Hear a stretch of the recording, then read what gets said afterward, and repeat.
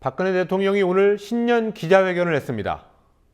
비선 실세 국정 개입 의혹과 민정수석의 항명 파동을 거치며 거세진 청와대 인적 쇄신 요구를 간단히 거절했습니다.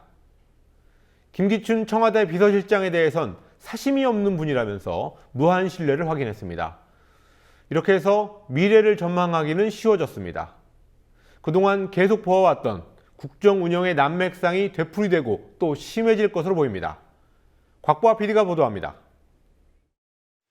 송구스럽지만 청와대 인적 쇄신은 없을 것이다. 비선 실세 국정개입 의혹과 김영한 전 민정수석 비서관 항명 파동에 대한 박근혜 대통령의 결론입니다. 박 대통령은 오늘 청와대에서 열린 신년 기자회견에서 인적 쇄신 요구를 단칼에 거절하며 비선 실세 의혹의 핵심인 문고리 비서관 3인방과 청와대 기강회의의 책임자인 김기춘 비서실장에 대한 무한 신뢰를 확인했습니다. 비선 실세 문제에 대해서는 문건 유출에만 초점을 맞추며 조홍천 전 공직기강 비서관 등의 개인 일탈 행위로 규정했습니다. 청와대의 책임은 비껴간 겁니다. 특히 이번 문건 파동으로 국민 여러분께 허탈함을 드린 데 대해 마음이 무겁고 송구스럽습니다. 국정인 교체 교체에 대해서 말씀을 하셨는데 우리 비서실장께서는 정말 그 드물게 보는 정말 사심이 없는 분이고 또 그렇기 때문에 뭐 가정에서도 참 어려운 일이 있지만 그냥 그런 자리에 연연할 그런 이유도 없이 옆에서 도와주셨습니다. 그리고 새 비서관은 교체할 그런 이유가 없다고 생각을 합니다.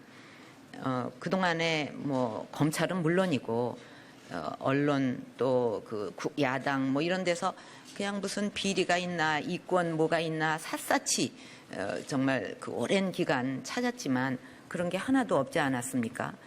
김기춘 비서실장의 국회 운영위 출석 지시를 거부한 김영한 전 민정수석의 행동에 대해서는 항명이라고 생각하지 않는다며 민정 라인에서 일어난 문서 유출을 책임지는 차원에서 사표를 낸 것으로 생각한다고 주장했습니다.